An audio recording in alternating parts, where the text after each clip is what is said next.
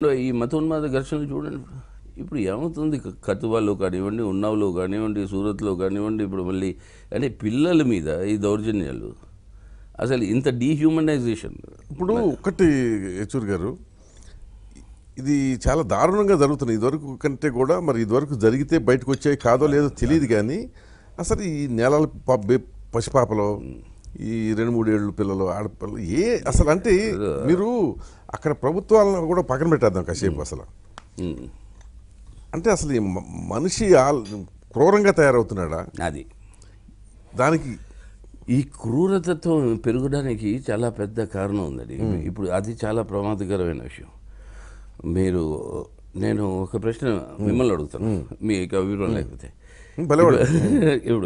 ఇప్పుడు చాలా పెద్ద ఫిలసాఫికల్ ట్రెడిషన్లో ఉన్న సొసైటీ ఉండేది జర్మనీ. డైలెక్టిక్స్ అంటే ఏంటి, అది అక్కడి నుంచి పుట్టింది. హెగెల్ అక్కడి నుంచి పుట్టాడు, ఆ హెగెల్ నుంచే మార్క్స్ వచ్చాడు. అదే ఆ ట్రెడిషన్స్లో పెరిగిన తరం, వాళ్ళకి ఆ సిస్టంలో పెరిగిన తరం హిట్లర్ని ఫ్యాసిజంని ఎలా స్వీకరించారు? దానికి జవాబు ఏంటి? అది ఎప్పుడు నేను దానికి ఒకటే జవాబు ఇవాళ మన దేశంలో జరుగుతుంది. అదే జవాబు ఏంటి? ఇర్రాషనాలిటీని చంపేస్తుంది, పక్కన తోసేస్తుంది. రీజన్ని ఫినిష్ చేసేస్తుంది. అవును, ఇవాళ మన దేశంలో హిస్టరీ అంటే ఏంటండి? పౌరాణిక కథలు అంటారు. నిన్నన్నాడు మంత్రి, పురాణాల్లో ఇంటర్నెట్ ఉండేది, ఇది ఉండేది. అదే ఇది ఏంటండి, ఎవడో చాలా హాస్యంగా వాట్సాప్లో పంపాడు కరెక్ట్గా. అంటే ఆ రోజుల్లో అన్నీ ఉండేవి, ఉట్టి టాయిలెట్స్ వస్తే అది వాళ్ళు మన మోదీ గారు కట్టిస్తున్నాడు టాయిలెట్, అది కాస్త ఇవాళ పెంచుతాడు. కానీ ఇప్పుడు అంటే మన హిస్టరీని పౌరాణిక కథల్లో పెట్టి, లేకపోతే మన దేశంలో ఉన్న వెనక్కి తీసుకెళ్తున్నారు, మన మూఢనమ్మకాల వైపు తీసుకెళ్తాం అనేది ఒక ఆస్పెక్ట్. కానీ అట్ ద సేమ్ టైం నేను ఇదివరకు కూడా మీ స్థానిక కమ్యూనిస్ట్ నాయకులతో అందరితో కూడా ఆర్గ్యూ చేస్తుంటాను కలిసినప్పుడు. అంటే ఆ క్రూరత్వం ఎందుకు పెరుగుతుంది, అనేది ఒక పాయింట్. అది కేవలం మనం పౌరాణికాల్లోకి వెళ్ళటం వల్ల క్రూరత్వం పెరగకూడదు. అది కాదు దానివల్ల కాదు. అంటే నేనేది ఈ థింకింగ్ ప్రాసెస్లో ఆ రేషనాలిటీని చెప్తున్నా. రేషనాలిటీ పోతుంది, అదే అసలు రేషనాలిటీ లేదు ఇప్పుడు. అది వచ్చింది కదా హోల్ కంట్రీలో. ఇవాళ రేషనాలిటీ ఎక్కడ ఉందండి? కాస్ట్, రిలిజియన్, రీజియన్, ఇవి తప్ప ఏమైనా ఉన్నాయా? రేషనాలిటీ మేము ప్రయత్నించేది అది ఉండాలి. ఏదో మిగిలి ఉన్నారు. నేను గివ్ ద నేషన్ హోప్ అంటున్నా. అదే ఇప్పుడు ఎందుకంటే ఇప్పుడు మీకు వెస్ట్ బెంగాల్ ఓడిపోయారు, నిన్నగా మన త్రిపురలో ఓడిపోయారు. So people who are the well wishers of communist parties, particularly CPM లాంటి కూడా, దే ఆర్ లూజింగ్ హోప్. లేదండి, అది కరెక్ట్. ఈ వెనక దెబ్బలు తగిలాయి ఎలక్షన్స్లో. దానివల్ల ఒక పెద్ద సైకలాజికల్గా ఒక పెద్ద, అది యాక్చువల్లీ ఒక పెద్ద నెగిటివ్ ఫ్యాక్టర్ పీపుల్ కాన్షియస్నెస్లో, చైతన్యంలో వచ్చింది. కానీ అదే ఇప్పుడు దాన్ని మేము సరిదిద్దుకోవాలి. అది కాంగ్రెస్లో జరిగిన చర్చల్లో అన్నింటిలోనూ అదే ముఖ్యమైన అంశం. ఇప్పుడు అది చేయాలంటే, ప్రజల్లో కాన్ఫిడెన్స్ పెంచాలంటే, ఇవాళ ఈ ఆర్థిక దోపిడీ ఒకవైపు, సామాజిక దౌర్జన్యం రెండో వైపు, ఈ మతోన్మాద ఘర్షణలు మూడో వైపు, మన సంస్థల్ని రద్దు చేయడం నాలుగో వైపు, వీటన్నిటికీ ఇవాళ ఒకటే కీలకమైన కేంద్రం, అది ఈ ప్రభుత్వం. అందుకోసే దాన్ని దించాలండి. అది అదే కాదు, ఇప్పుడు దాన్ని దించడం దాంట్లో ప్రజల యొక్క కాన్ఫిడెన్స్ని మేము కానీ మళ్ళీ అది రిస్టోర్ తీసుకోవాలంటే ఇలాంటి వాటి మీద ఈ వాదనలు పెట్టి ఎందువల్ల వీళ్ళని దించాలి, ఏంటి మా ప్రత్యామ్నాయం? మన దేశంలో ఇప్పుడు నేను అన్నది రిసోర్సెస్ యొక్క తక్కువ లేవు, దాన్ని ఉపయోగించుకోవాలి సరిగ్గా. ఆ సరిగ్గా ఉపయోగించుకోవాలి, సరైన విధానాలు కావాలి. అదే ఇందాక మనం న్యూఢిల్లీ అన్నీ చర్చించాం, అంతా పాసిబుల్ మన దేశంలో. దానికి ఆ విధానాన్ని మార్చాలి. అది హోప్ అండి ప్రజలకి. ఇప్పుడు యువతరానికి మేము చెప్పేది ఏంటి, మన దేశంలో రిసోర్సెస్ తక్కువ లేవు. మీకు నేను ఆరోగ్యం, మీకు నేను విద్య, మీకు నేను ఉద్యోగం ఇస్తే ఇంక మీరు నేను చేయాల్సింది ఏమీ లేదు. మన యువకులే మన దేశాన్ని ఒక బెటర్ భారతదేశం కింద మారుస్తారు. అది మనం చేయాల్సింది, అది ఆ పరిస్థితులు సృష్టించాలి.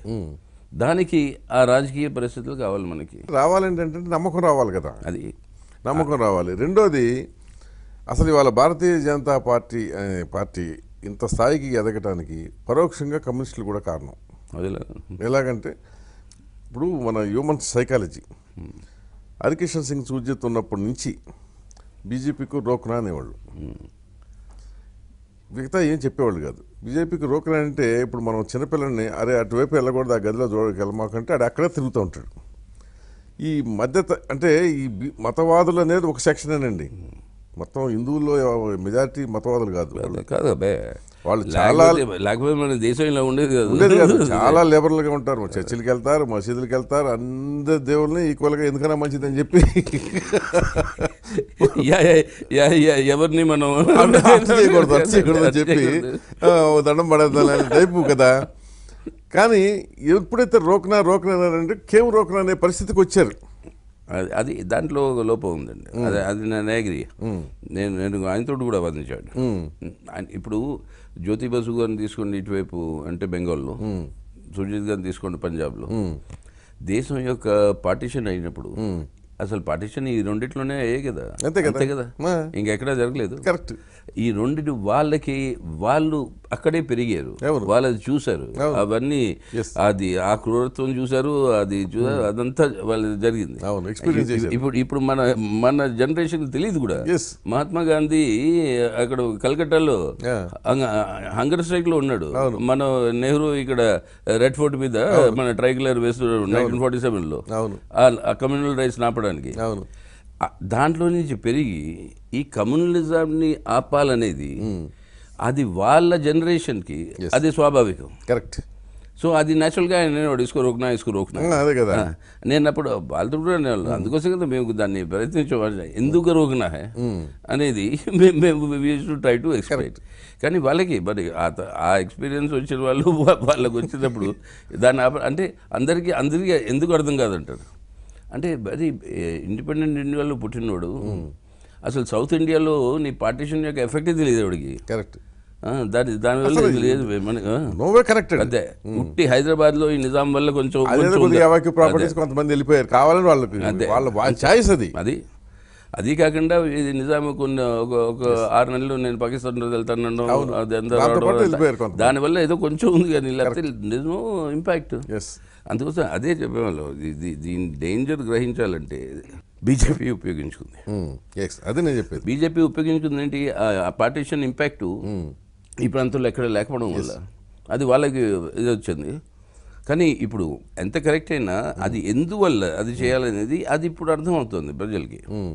అంటే ఆ స్టేజ్ పోయింది. సుజిత్ గారు మీరు అన్నది అది ఇప్పుడు ప్రతి రంగంలోనూ కనిపిస్తుంది. అసలు వాళ్ళని అధికారంలో నుంచి దూరంగా పెట్టాల్సిన అవసరం ఏంటో. ఇప్పుడు అదే నేను చెప్పేది, అధికారం నుంచి దూరం పెట్టడానికి సామాన్య మానవుడు అనుకునే కారణాలకి మీరు అనుకునే సిద్ధాంతాలకి మ్యాచ్ అవట్లా. అది మ్యాచ్ చేయాలి కదండి, మీరు మ్యాచ్ చేసుకోవాలి. అది చేసుకోకపోవటం వల్ల ఈ సమస్య వస్తుంది. ఇవాళ చూడండి పెట్రోల్ ధర ఎగ్జాక్ట్లీ అది దానికి దీనికి మ్యాచ్ చేయాలి ఇప్పుడు. అది కరెక్ట్, అబ్సల్యూట్లీ రైట్. అదే జనానికి ఆ హీటు తెలియాలి. మీరు అది కాకుండా ఓన్లీ సింగిల్ ఏజెండాగా మతోన్మాదం అంటారు, బీజేపీ మతోన్మాదం అంటారు. బట్ అంటే చెప్తున్నా, అంటే మేము అందరితో మాట్లాడుతూ ఉండడం కనుక మాకున్న ఇప్పుడు మీ గురించి అంటే మీ పార్టీ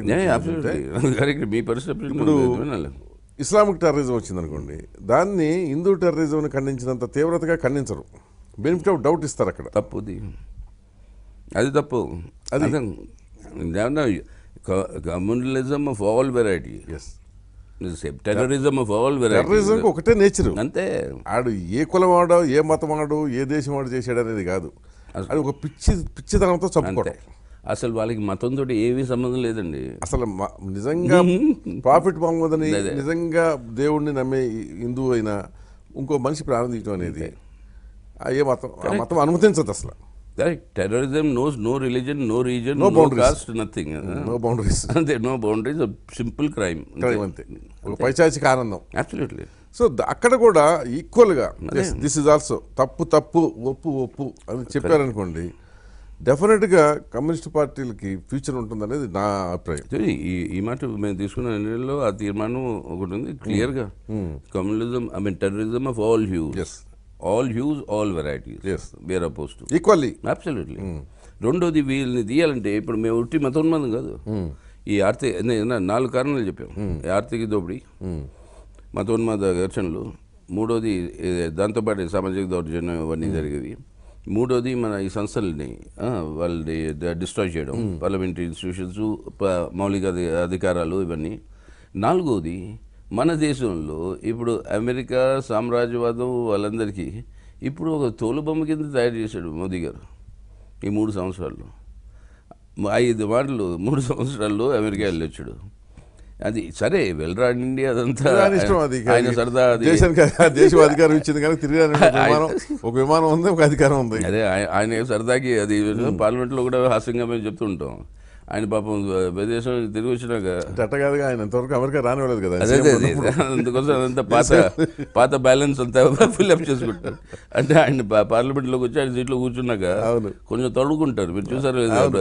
అంటే ఆ సీట్ బెల్ట్ వెతుకుంటున్నాడు, అలవాటు అది అయిపోయింది. అది వేరే విమానంలో ఉన్నట్టు.